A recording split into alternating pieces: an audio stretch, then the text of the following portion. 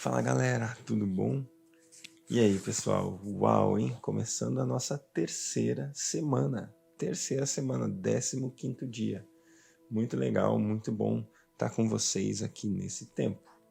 Então hoje nós vamos ler Gênesis 29, Gênesis 30 e também Mateus capítulo 15. Mas antes de começar, feche seus olhos aí, vamos fazer uma oração juntos. Deus, muito obrigado pelo teu amor por nós, pela tua graça, fidelidade, por aquilo que o Senhor nos tem ensinado nesses dias. Nós queremos agradecer ao Senhor pela sua palavra, pelo aprendizado que a tua palavra nos traz, pela transformação e renovação na nossa mente que a tua palavra traz, Pai. Nós queremos sim alinhar nossos pensamentos, alinhar nossa mente, nossas emoções, nossas vontades à sua palavra, para que a gente possa viver de acordo com o teu reino, estabelecer teu reino aqui na terra, Pai. Venha a nós o teu reino e seja feita a tua vontade aqui na terra, assim como é no céu. Em nome de Jesus. Amém. Amém. Glória a Deus, pessoal. Muito legal estar com cada um de vocês. E agora vamos então com Gênesis 29. Então Jacó seguiu viagem e chegou a Mesopotâmia. Certo dia, olhando ao redor, viu um poço no campo e 3 rebanhos de ovelhas deitadas por perto, pois os rebanhos bebiam daquele poço, que era tapado por uma grande pedra. Por isso, quando todos os rebanhos se reuniam ali, os pastores rolavam a pedra da boca do poço e davam água às ovelhas. Depois, recolocavam a pedra em seu lugar sobre o poço. Jacó perguntou aos pastores: Meus amigos, de onde são vocês? Somos de Harã, responderam. Vocês conhecem Labão, neto de Naor? Perguntou-lhes Jacó. E eles responderam: Sim, nós o conhecemos. Então Jacó perguntou: E ele vai bem? Sim, vai bem, disseram eles. E ali vem sua filha Raquel com as ovelhas. Disse ele: Olhem, o sol ainda vai alto e não é hora de recolher os rebanhos. Deem de beber as ovelhas e levem-nas de volta ao pasto. Mas eles responderam: Não podemos, enquanto os rebanhos não se agruparem e a pedra não for removida da boca do poço, só então daremos de beber às ovelhas. Ele ainda estava conversando quando chegou Raquel com as ovelhas de seu pai, pois ela era pastora. Quando Jacó viu Raquel, filha de Labão, irmão de sua mãe, e as ovelhas de Labão, aproximou-se, removeu a pedra da boca do poço e deu de beber às ovelhas de seu tio Labão. Depois Jacó beijou Raquel e começou a chorar bem alto. Então contou a Raquel que era parente do pai dela e filho de Rebeca, e ela foi correndo contar tudo a seu pai. Logo que Labão ouviu as notícias acerca de Jacó, seu sobrinho, correu ao seu encontro, abraçou-o e beijou. Depois levou-o para casa, e Jacó contou-lhe tudo o que havia ocorrido. Então Labão lhe disse: Você é sangue do meu sangue. Já fazia 1 mês que Jacó estava na casa de Labão, quando este lhe disse: Só por ser meu parente você vai trabalhar de graça? Diga-me, qual deve ser o seu salário? Ora, Labão tinha 2 filhas. O nome da mais velha era Lia, e a mais nova, Raquel. Lia tinha olhos meigos, mas Raquel era bonita e atraente.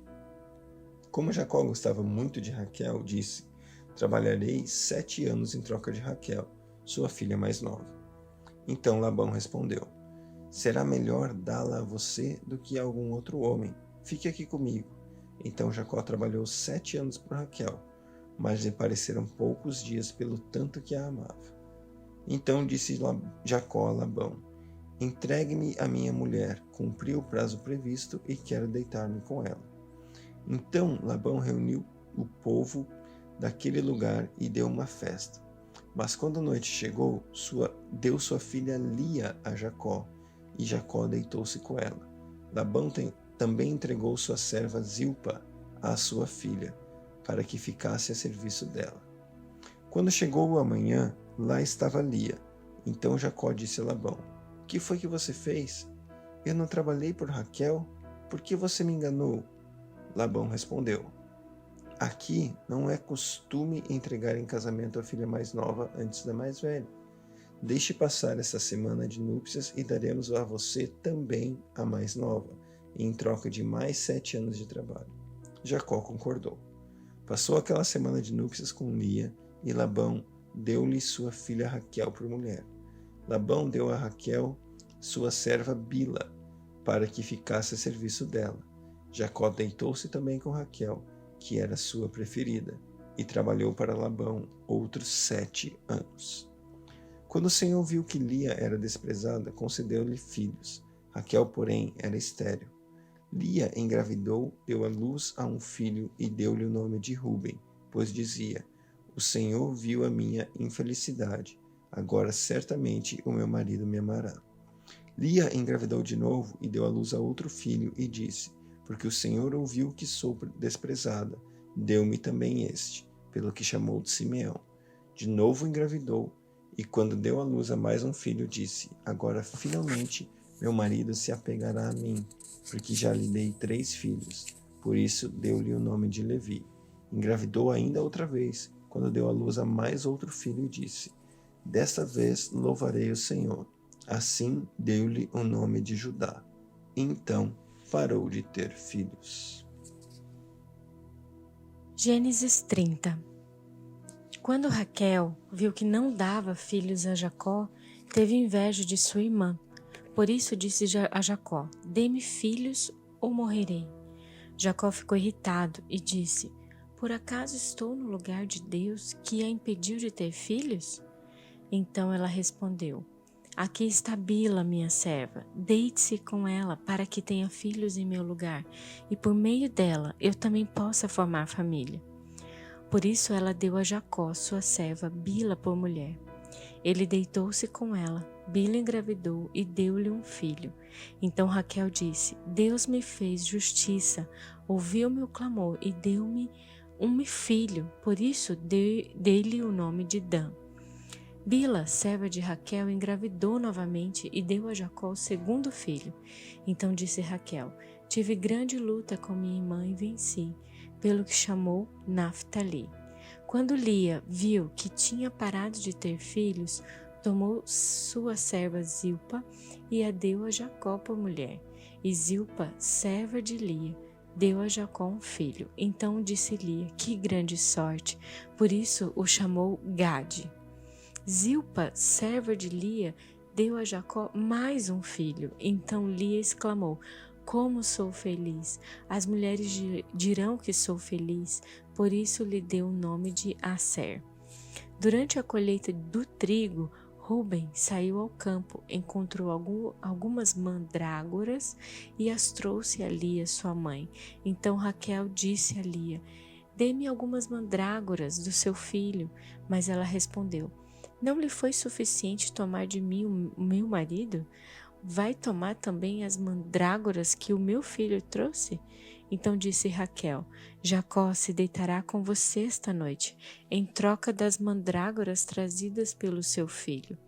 Quando Jacó chegou do campo naquela tarde, Lia saiu ao seu encontro e lhe disse: Hoje você me possuirá, pois eu comprei esse direito com as mandrágoras do meu filho. E naquela noite ele se deitou com ela.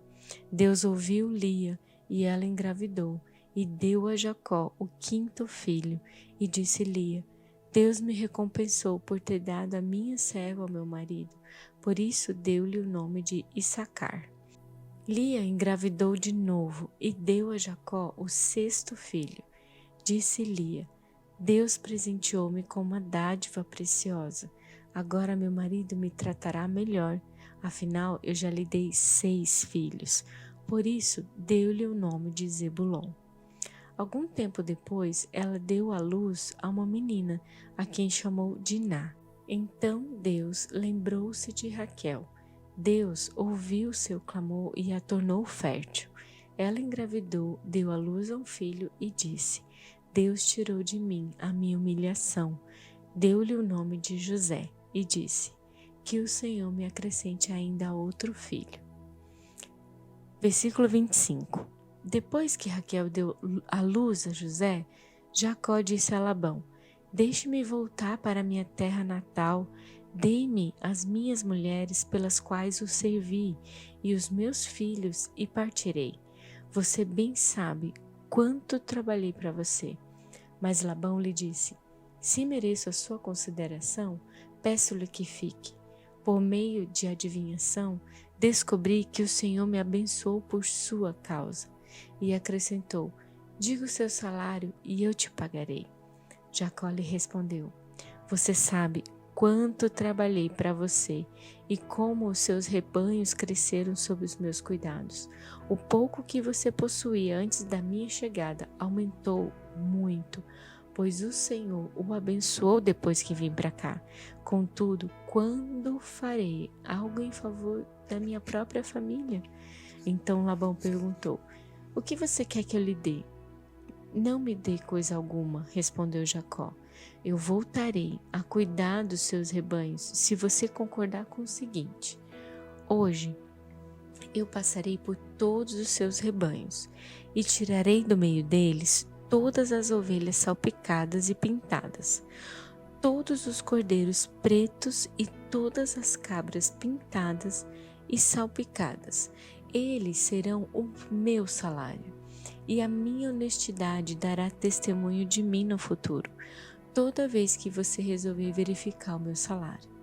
Se estiver em meu poder alguma cabra que não seja salpicada ou pintada, e algum cordeiro que não seja preto, poderá considerá-los roubados. E disse Labão: de acordo, seja como você disse. E naquele mesmo dia, Labão separou todos os bodes que tinham listras ou manchas brancas, todas as cabras que tinham pintas ou manchas brancas, e todos os cordeiros pretos, e os pôs aos cuidados de seus filhos. Afastou-se então de Jacó, a distância equivalente a 3 dias de viagem, e Jacó continuou a apacentar o resto dos rebanhos de Labão. Jacó pegou galhos verdes de estoraque, amendoeira e plátano, e neles fez listras brancas, descascando-os parcialmente e expondo assim a parte branca interna dos galhos. Depois fixou os galhos descascados junto aos bebedouros na frente dos rebanhos, no lugar onde costumavam beber água. Na época do cio, os rebanhos vinham beber e se acasalavam diante dos galhos e geravam filhotes listrados, salpicados e pintados. Jacó separava os filhotes do rebanho dos demais e fazia com que esses ficassem juntos dos animais listrados e pretos de Labão. Assim foi tomando e formando o seu próprio rebanho que separou de Labão. Toda vez que as fêmeas mais fortes estavam no cio, Jacó colocava os galhos nos bebedouros em frente dos animais para que se acasalassem perto dos galhos. Mas, se os animais eram fracos, não os colocava ali. Desse modo, os animais fracos ficavam para Labão e os mais fortes para Jacó. Assim, o homem ficou extremamente rico, tornando-se dono de grandes rebanhos e de servos e servas, camelos e jumentos. Mateus 15. Então, alguns fariseus e mestres da lei, vindos de Jerusalém, foram a Jesus e perguntaram: por que os seus discípulos transgridem as tradições dos líderes religiosos, pois não lavam as mãos antes de comer? Jesus respondeu: e por que vocês transgridem o mandamento de Deus por causa da tradição de vocês? Pois Deus disse: honra teu pai e tua mãe, e quem amaldiçoar seu pai e sua mãe terá de ser executado. Mas vocês afirmam que, se alguém disser ao seu pai ou à mãe: qualquer ajuda que eu poderia dar já dediquei a Deus como oferta, não está mais obrigado a sustentar seu pai. Assim, por causa da sua tradição, vocês anulam a palavra de Deus. Hipócritas! Bem profetizou Isaías acerca de vocês, dizendo: esse povo me honra com os lábios, mas o seu coração está longe de mim. Em vão me adoram. Seus ensinamentos não passam de regras ensinadas por homens. Jesus chamou para junto de si a multidão e disse: ouçam e entendam. O que entra pela boca do homem não torna ele impuro, mas o que sai da sua boca, isto o torna impuro. Então os discípulos se aproximaram dele e perguntaram: Sabes que os fariseus ficaram ofendidos quando ouviram isso? Ele respondeu: Toda a planta que meu Pai Celestial não plantou será arrancada pelas raízes. Deixem-nos, eles são guias cegos. Se um cego conduzir outro cego, ambos cairão no buraco. Então Pedro pediu-lhe: Explica-nos essa parábola. Será que vocês não conseguiram entender? Perguntou Jesus. Não percebem que o que entra pela boca vai para o estômago e mais tarde é expelido? Mas as coisas que saem da boca vêm do coração, e estas são as que tornam o homem impuro. Pois do coração saem os maus pensamentos, os homicídios, os adultérios, as imoralidades sexuais, os roubos, os falsos testemunhos, as calúnias. Essas coisas tornam o homem impuro, mas o comer sem lavar as mãos não o torna impuro. Saindo daquele lugar, Jesus retirou-se para a região de Tiro e de Sidom. Uma mulher cananeia, natural dali, veio a ele gritando: Senhor, filho de Davi, tem misericórdia de mim. A minha filha está endemoniada e está sofrendo muito. Mas Jesus não lhe respondeu uma palavra. Então seus discípulos se aproximaram dele e pediram: Manda-a embora, pois vem gritando atrás de nós. Ele respondeu: Eu fui enviado apenas às ovelhas perdidas de Israel. A mulher veio, adorou de joelhos e disse: Senhor, ajuda-me. Ele respondeu: Não é certo tirar o pão dos filhos e lançá-lo aos cachorrinhos. Disse ela, porém: Sim, Senhor, mas até os cachorrinhos comem das migalhas que caem da mesa de seus donos e se satisfazem. Jesus respondeu: Mulher, é grande a sua fé, seja conforme você deseja. E naquele mesmo instante, a sua filha foi curada.